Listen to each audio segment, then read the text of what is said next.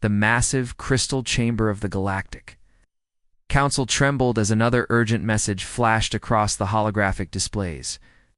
Red warning lights bathed the assembled alien delegates in an ominous glow, while emergency sirens wailed throughout.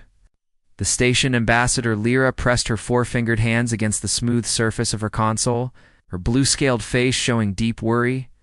The Zephyrian delegate had served on the council for 20 years, but she had never seen anything like this. Around her, representatives from dozens of species chattered in panic as more reports flooded in. "The Kepler system has fallen," announced Council Leader Vextera, his deep voice cutting through the noise. The tall, gray-skinned leader's usually calm demeanor cracked as he read the latest intelligence reports. "That's the fifth star system. This month, the Vorthok swarm shows no signs of slowing down." Lyra's heart sank as she watched the tactical display update in real time. Entire worlds that had housed billions of lives now showed as dead zones consumed by the relentless bioships of the swarm. The organic vessels moved like a plague across the galaxy, leaving nothing but empty space in their wake. "What about our defense fleets?" asked Ambassador Krill, his insect-like features twitching with anxiety. "The 7th Battle Group was supposed to hold the line at Proxima Station." Vextara's expression grew even darker. "Destroyed. All 60 ships. The swarm adapted to our energy weapons within minutes of first contact.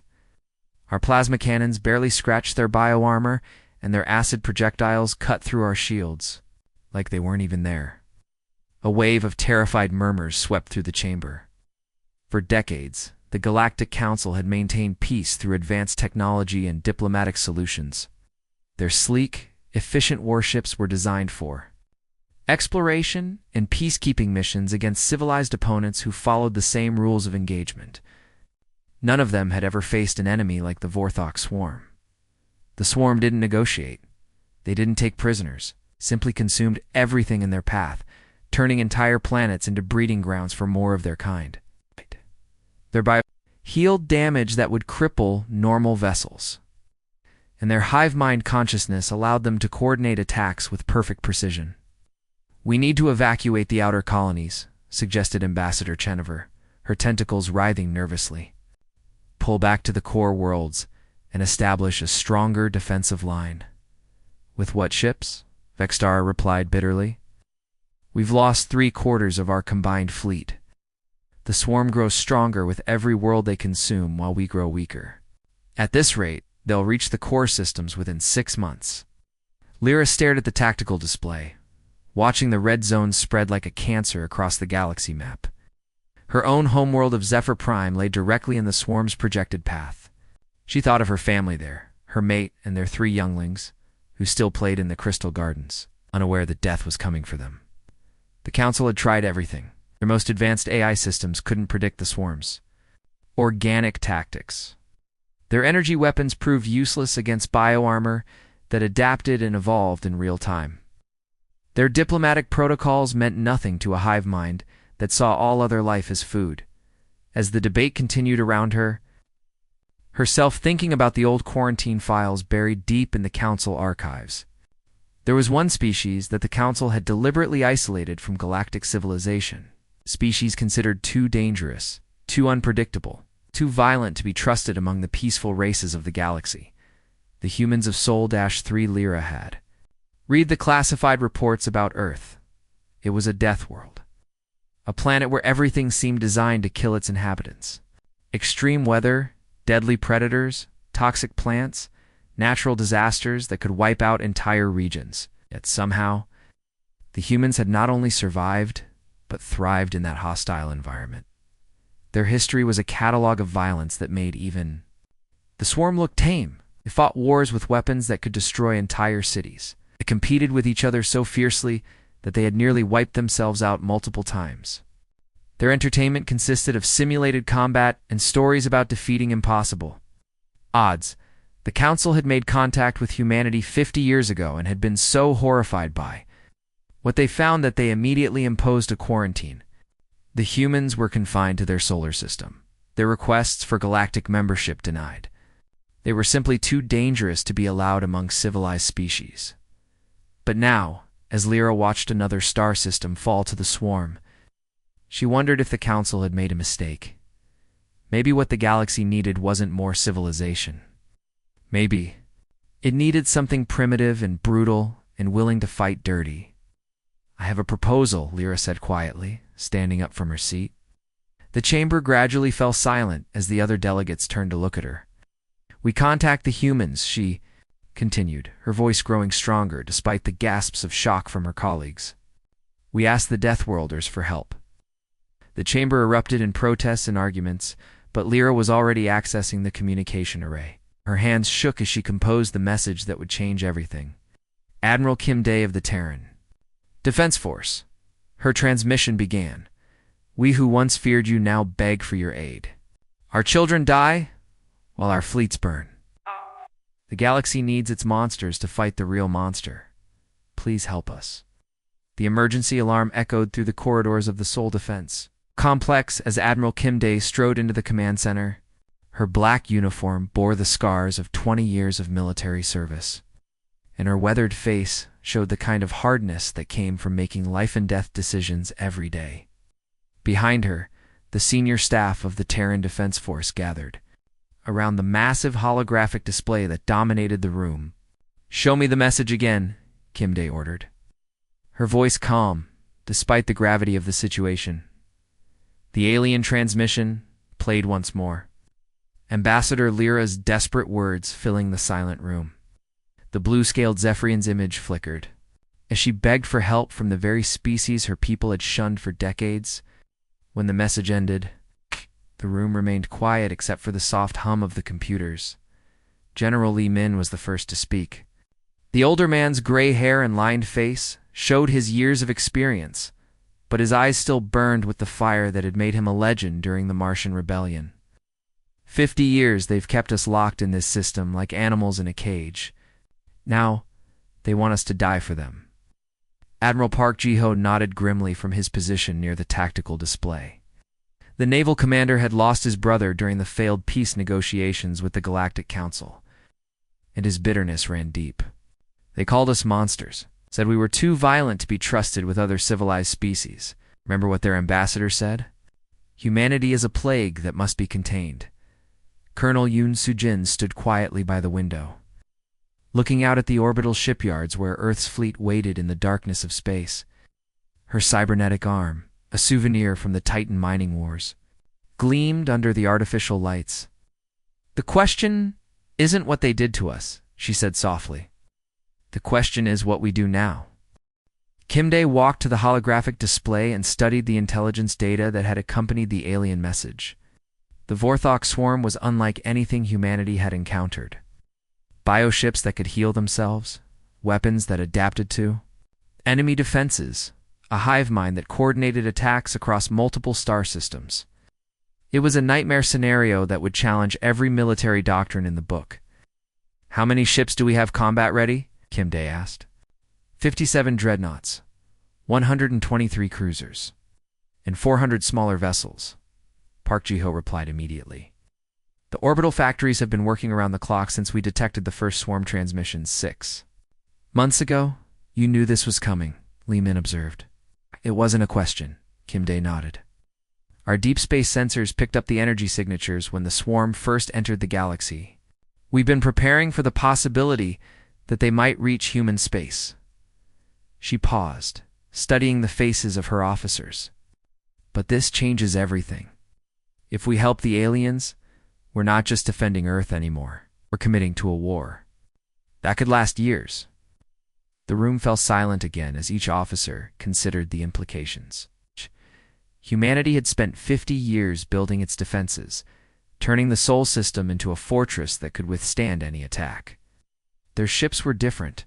From the elegant vessels of the Galactic Council, they were built like tanks, thick armor and weapons designed for close combat, where other species preferred clean, efficient energy weapons. Humans still used kinetic projectiles and nuclear warheads. "What about our people?" Colonel Yoon asked. "They have families, lives here? Are we really going to ask them to die for? Aliens who wouldn't even let us join their precious council." Kim Day turned to face the window, watching as supply ships moved between the massive orbital platforms. In the distance, She could see the construction yards where the newest class of warships was taking shape.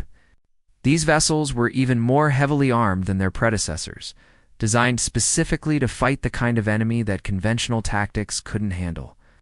"I've been thinking about that," she said quietly, "about what it means to be human. We've always been fighters. It's what kept us alive on a world that tried to kill us every day. But we're also protectors. Protect our own, even when it costs us everything." She turned back to face her officers. "Those aliens out there, they have families too. Children who are going to die if we don't act. I know they rejected us, but that doesn't change who we are." General Li Min stood up slowly, his old joints creaking. "You're asking us to be the bigger species here, to help people who hate us. I'm asking us to be human," Kim Dae replied. "To do what's right, even when it's hard." The room remained quiet. As each officer wrestled with the decision, finally, Admiral Park Ji-ho spoke up. "The swarm won't stop with the alien worlds. Eventually, they'll come for us too. Maybe it's better to fight them now, with allies, than to face them alone later." Colonel Yoon nodded slowly. "And if we help them, maybe they'll finally see that we're not the monsters they thought we were."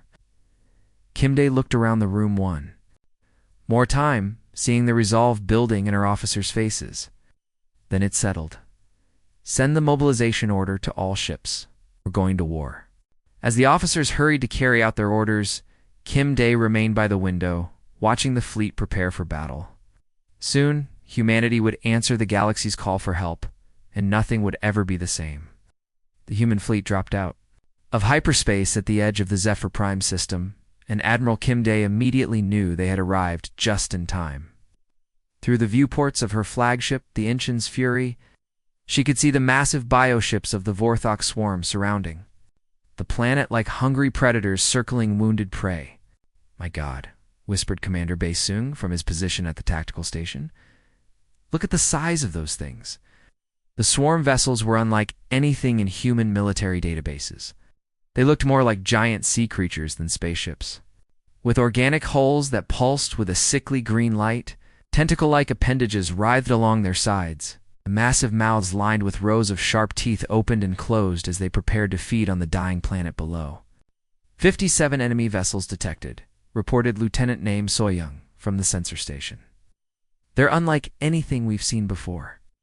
The hulls appear to be living tissue, and they're showing biological energy signatures."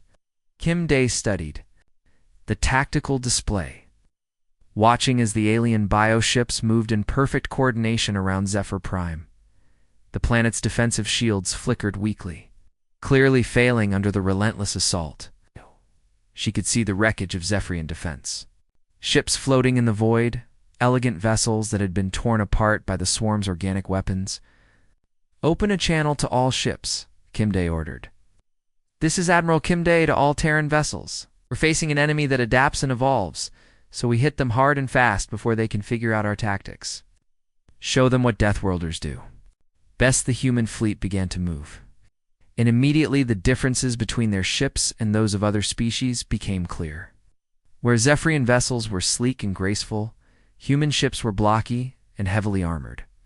They looked like flying fortresses, bristling with weapons and covered in thick metal plating that could withstand tremendous punishment. Captain Wang Yujin watched from the bridge of her assault ship, the Bison's Hammer, as her Marines prepared for boarding operations. Unlike the energy weapons favored by other species, her troops carried projectile weapons, plasma cutters, and combat blades designed for close-quarters fighting. "Remember your training," she told her Marines over the CUM system. "These things are biological, which means they can be hurt, they can bleed, and they can die. We've been fighting things that wanted to kill us since we lived in caves. This is just another day at the office."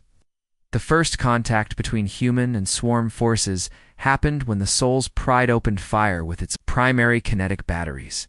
The massive tungsten projectiles struck the nearest bioship at tremendous velocity, punching through its organic armor and causing it to writhe in apparent pain. Dark fluids leaked from the wounds, and the creature's bioluminescent patterns flickered erratically. "Direct hit," shouted the weapons officer. "The target is showing damage." But the swarm adapted quickly.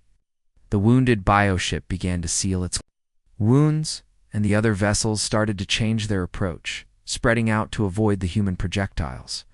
They fired back with streams of corrosive bioplasma that ate through conventional armor like acid. Evasive maneuvers. Kim Day ordered as Green Death streaked toward her ship. The Inchin's Fury rolled to port, its thick armor absorbing a glancing blow that would have destroyed a lighter vessel. All ships close to combat range. Don't give them time to adapt. What followed was unlike any space battle in galactic history. The humans charged directly into the swarm formation, their ships built to take punishment and keep fighting. Commander? Bei Sung led his fighter squadron in a suicidal attack run, its pilots using nuclear-tipped missiles to target the bioship's nerve clusters. This is Bei Sung to all fighters. His voice crackled over the comm. Forget everything you learned about clean kills. We're going to get dirty. The fighters dove into the mass of writhing tentacles and snapping jaws, their pilots showing the kind of reckless courage that had made humanity infamous. They flew so close to the enemy that their exhaust flames scorched the organic hulls, dropping their weapons at point-blank range before pulling away. Meanwhile, Captain Wang Yujin was leading the first boarding operation in human history against a living spaceship. Her Marines cut through the bioship's hull with plasma torches, creating their own entrance when the creature refused to provide one. "It stinks in here," reported Sergeant Oh Minho as his squad advanced through the pulsing corridors. The walls were wet and warm like the inside of a giant animal, and strange fluids dripped from the ceiling. But it bleeds just like anything else. The Vorthok defenders were horrifying to behold, insect-like creatures with razor-sharp claws and acidic saliva. They moved with perfect coordination, directed by the hive mind that controlled the entire swarm, but they had never faced humans. In close combat before, the Marines fought with a savagery that shocked even themselves. When their weapons ran out of ammunition, they used combat knives. When their knives broke, they fought with their bare hands. Sergeant Oh Minho strangled a Vorthok warrior with his own bare hands after it had torn through his armor. The turning point came when Captain Nam Jin Woo of the Gwangju's Pride made a decision that would become legend. His ship was dying, its hull breached in a dozen places, and its crew fighting fires throughout the vessel. Instead of retreating, he ordered his helmsman to ram the largest bioship. "Tell my family I died fighting," he said over the fleet. Just before impact, the collision tore both ships apart in a brilliant fireball that could be seen from the planet's surface. But it also sent a message to the swarm that they had never received before. These prey fought back harder than the predators themselves. For the first time in their existence, the Vorthok swarm retreated. News of the human victory at Zephyr. Prime spread through the galaxy faster than the speed of light. For 300 years, no species had ever made the Vorthok swarm retreat. Now the impossible had happened. The entire galaxy was talking about the Deathworlders, who had done what no one else could. Admiral Kim Day stood in the rebuilt command center of the Inchin's Fury, studying the latest intelligence reports. From across swarm territory, the enemy was acting differently now, instead of their usual coordinated attacks. The bioships were moving in smaller groups, showing signs of confusion and hesitation. "The swarm is splitting up," reported Commander Bei Sung, his face still bearing scars from the boarding action at Zephyr Prime. "Our deep space sensors are picking up arguments between different hive clusters. They're actually fighting each other." Kim Day nodded grimly. "Fear does that. It makes you doubt yourself, second-guess your decisions. The swarm has never felt fear before, so they don't know how to handle it." The past 6 months had seen a complete transformation in how the war was being fought. The surviving Zephyrian forces now worked closely with human commanders, providing intelligence and logistical support while the Terran fleet spearheaded increasingly bold attacks into enemy territory. Colonel Cho Min-seok had become something of a legend among both human and alien forces. His special operations team had perfected the art of infiltrating swarm command nodes, the massive biostructures that controlled entire sectors of the enemy fleet. Their latest mission had been their most dangerous yet. Cho crouched in the shadows inside a pulsing swarm command node, watching as his team moved silently through the organic corridors. The walls around them were alive, covered in nerve fibers that carried messages between different parts of the hive mind. If they were discovered, they would face thousands of Vorthok warriors in their own territory. "Charges are in place," whispered Sergeant Kim Young-ho over the comm. "We've got antimatter. Explosives on all the major nerve clusters," Goodshow replied. "Remember, we need to get out before the swarm realizes what's happening. These things learn fast." The team moved with the skill that had made human special forces famous throughout known space. They had trained in environments that would kill most aliens within minutes, learning to fight in conditions where a single mistake meant death. Now, that training was paying off in ways no one had expected. The explosion that followed their escape could be seen from 3 star systems away. The command node, a biostructure the size of a small moon, tore itself apart as the antimatter charges severed its neural pathways. 3 entire swarm sectors suddenly found themselves without central coordination, their bioships drifting aimlessly through space.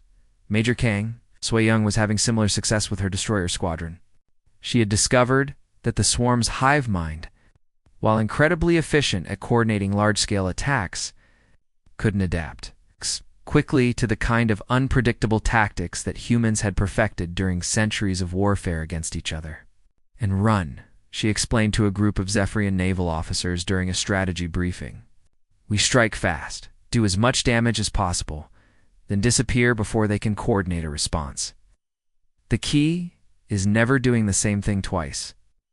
Her latest victory had come at the Battle of Kepler Station, where her small force had destroyed an entire swarm convoy by pretending to retreat, then ambushing the pursuing bioships in an asteroid field. The Vorthok had never encountered such deception before. Their hive mind simply couldn't understand why anyone would voluntarily appear weak. Captain Lim Jae-sung was pioneering another uniquely human tactic: psychological warfare. His ship, the Daegu's Revenge, broadcast recordings of previous human victories directly into swarm communication channels. The sound of bioships screaming as they died, the images of Vorthok warriors falling to human weapons, it all served to spread fear through the enemy ranks. "They're starting to avoid us," Lim reported during a fleet briefing. "Entire swarm formations are changing course when they detect human ships. They've never had to deal with being afraid before, and it's breaking down their coordination." Psychological effect was even more pronounced than anyone had expected. The swarm's hive mind began to develop what human psychologists recognized as anxiety disorders. Different parts of the collective consciousness started blaming each other for the defeats, leading to internal conflicts that had never occurred in Vorthok history. But the humans weren't fighting alone anymore. The Zephyrians had learned from their new allies, adapting their own tactics to take advantage of swarm weaknesses that the humans had exposed. Ambassador Lyra, now serving as a military liaison, watched in amazement as her people's elegant ships began working in coordination with the brutal efficiency of human vessels. "Your species fights like no other," she told Admiral Kim Dae during one of their planning sessions. "You turn your own weaknesses into weapons. Your ships look clumsy compared to ours, but they can take punishment that would destroy our finest vessels. Your soldiers seem reckless, but they achieve victories that our most careful strategies could never accomplish." Kim Dae smiled grimly. "That's what happens when you grow up on a world that's trying to kill you every day. You learn to fight dirty, to never give up, to find a way to win, even when victory seems impossible." The tide of the war was turning, but both sides knew that the real test was still to come. The swarm was retreating toward their home territory, gathering their remaining forces for one final, desperate battle. And the humans were preparing to follow them into the heart of enemy space, ready to finish what they had started. The galaxy watched and waited, knowing that the next battle would determine the fate of all life in known space. The combined fleet of human and alien ships dropped out of hyperspace at the edge of the Vorthok home system, and every crew member fell silent at what they saw. The swarm's birth world hung before them like a cancerous growth in space, a massive organic planet that pulsed with sickly green light, its surface covered in breeding chambers and biofactories that had pumped out death for centuries. Admiral Kim Dae stood on the bridge of the Inchin's Fury, her weathered face grim as she studied the tactical display. Around the planet, thousands of bioships waited in perfect formation. Every surviving vessel of the Vorthok swarm had gathered here for their final stand, creating a wall of living death that stretched across the entire system. Final count shows 8,000 enemy vessels, reported Commander Baisong, his voice steady despite the impossible odds. We've got everything. Command ships, assault vessels, breeding carriers. The whole swarm is here. Kim Dae nodded slowly. After 18 months of war, the human fleet had been reduced to barely 300 ships. Half of Earth's finest vessels lay destroyed across a dozen star systems, their crews buried in the cold void of space. But they had come too far too. Stop now. Open a channel to all ships, she ordered. Human and alien alike. Her image appeared on screens throughout the fleet, showing a woman who had aged years in the span of months. Her uniform bore the marks of countless battles, and her eyes held the weight of every decision that had brought them to this moment. Today, we end this war, she began, her voice carrying across space to reach every soul in the fleet.